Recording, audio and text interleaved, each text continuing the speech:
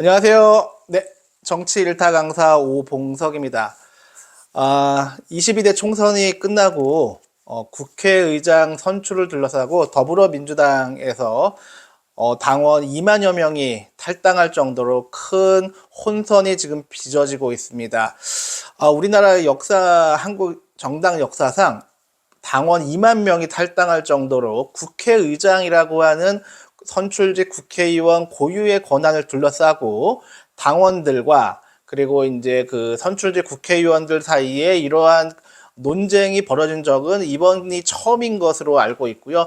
이에 대해서 엊그제였죠. 민주당 그 당선자 워크숍에서도 이 사안에 대해서 매우 중요하게 다뤄졌다고 이야기 나오고 있습니다. 이재명 대표도 이 사안에 대해서 매우 신중하게 받아들이고 있고 당원 주권국과 같은 좀 대안들도 나오고 있습니다. 언론에서도 이 사안에 대해서 매우 주요시하고 있는데 먼저 첫 번째로 이 사안에 대해서 말씀드리고 싶은 것은 우원식이냐 그 당선된 우원식이냐 아니면 추미애냐 두 정치인에 대한 호불호가 이번 사안의 본질은 아니었다라고 하는 점을 먼저 말씀드리고 싶습니다.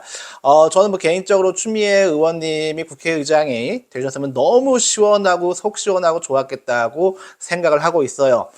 민주당 대표 이재명, 조국혁신당의 조국 대표, 그리고 국회의장 추미애까지 들어섰으면 트로이카가 윤석열 정권, 윤건희 정권에 대해서 트로이카의 어떤 정치적 공세가 가능하지 않았을까 기대가 많았는데 그게 안 돼서 좀 안타깝습니다. 하지만 그렇다고 해서 우원식 의원이 모자라다.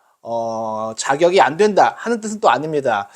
제 기억을 떠올려 보면 우원식 의원님께서 을 지키는 민생 실천위원회 관련 행사가 있었는데 그때 저는 개인적으로 의원님의 좀 연설을 들을 기회가 있었습니다.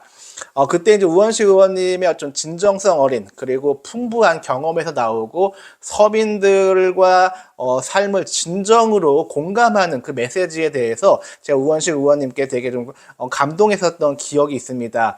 그래서 우원식 의원님이 국회의장으로서 모자라다, 부족하다 이런 뜻은 전혀 아닙니다.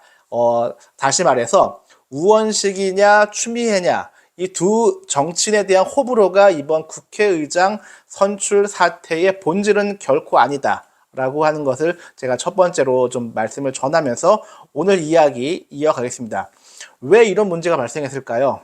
이번 우원식 국회의장 당선을 둘러싼 2만 명 탈당 사태, 이 사태의 본질을 저는 좀 전혀 다른 측면으로 말씀드리고 싶습니다.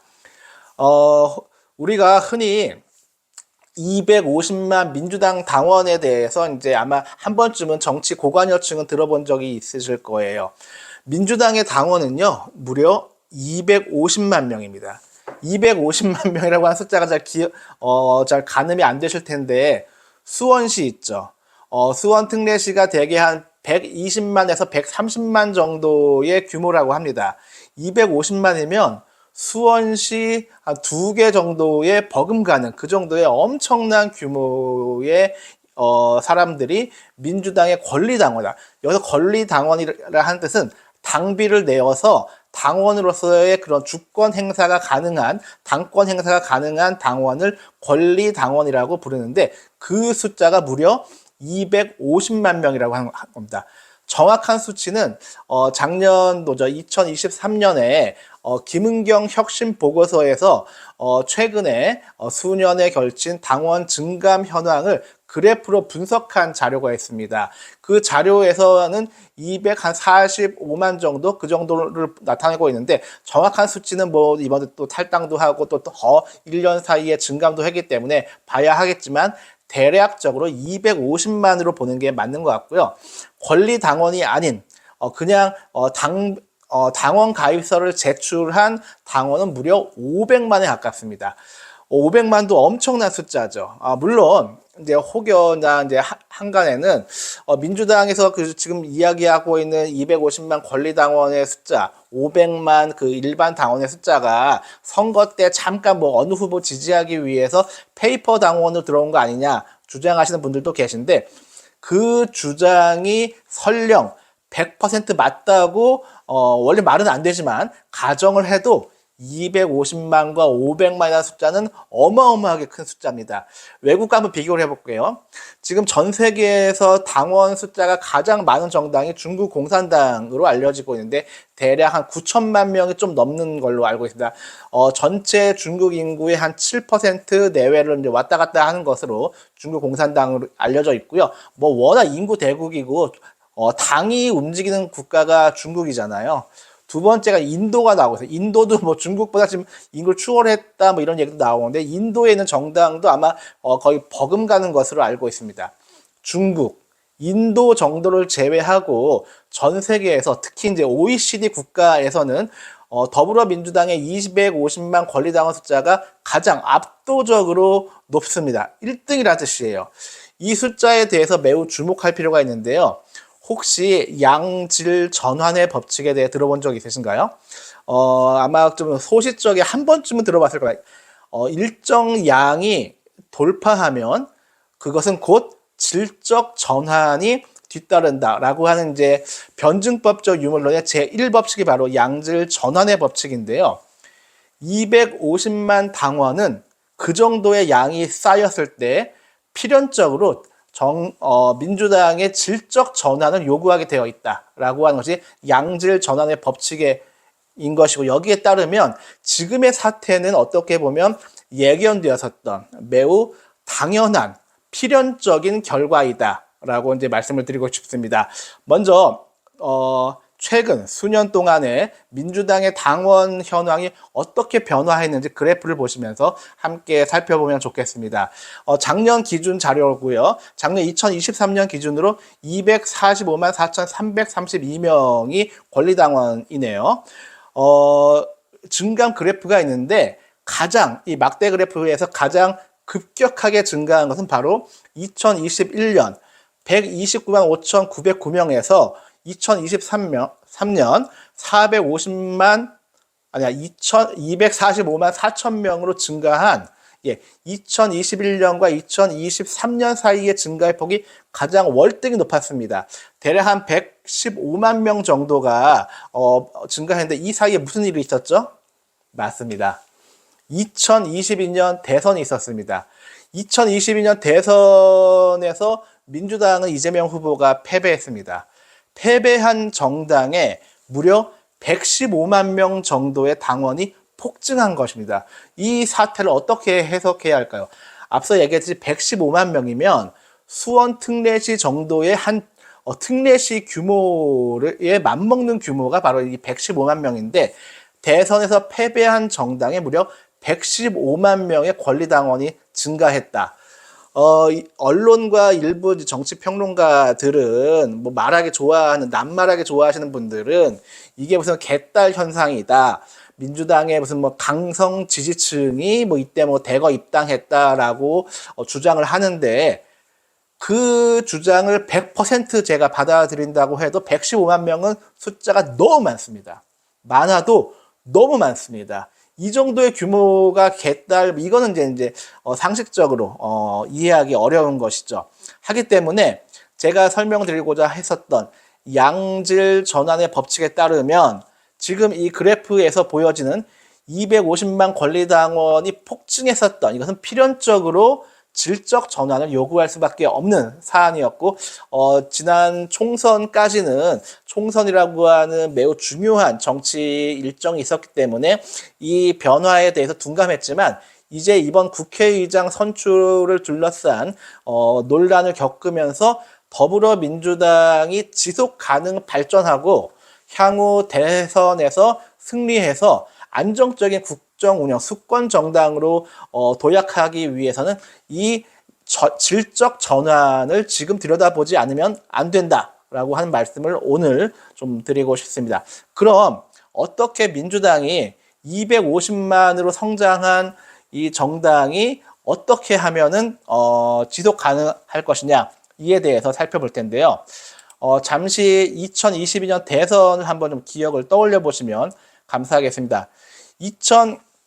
2022년도에 이재명 후보가 대선에서 득표한 것이 1614만 7,738표였다고 합니다.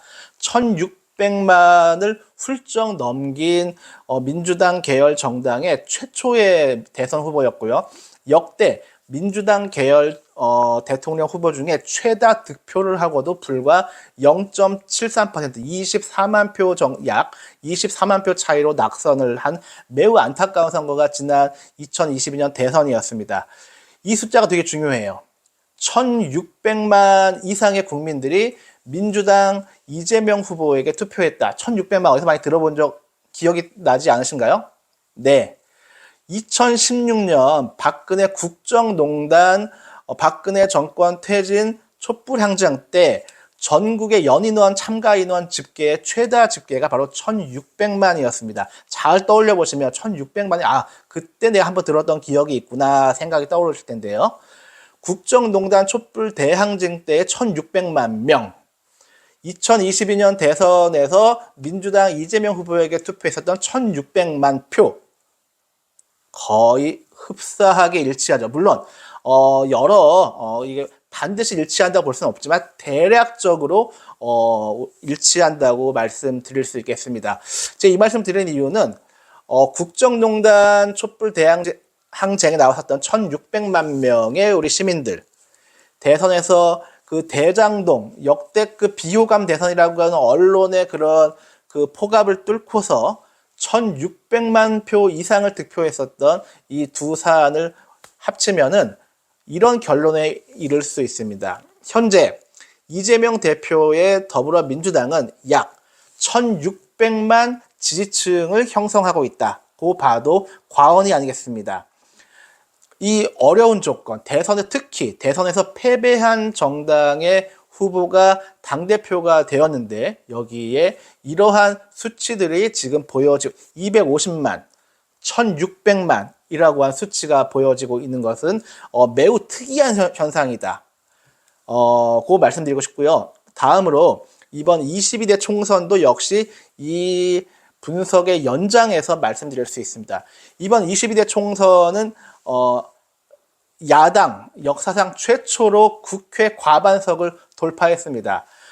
더불어민주당은 무지개 그 더불어민주연합과 합당 과정에서 더불어민주연합에 속했었던 사회민주당, 기본소득당, 그리고 이제 진보당 네 의원이 당선자가 이제 나가고, 그래서 이제 남은 더불어민주당의 현 국회 당선자 수는 171명에 이릅니다. 어마어마한 숫자죠.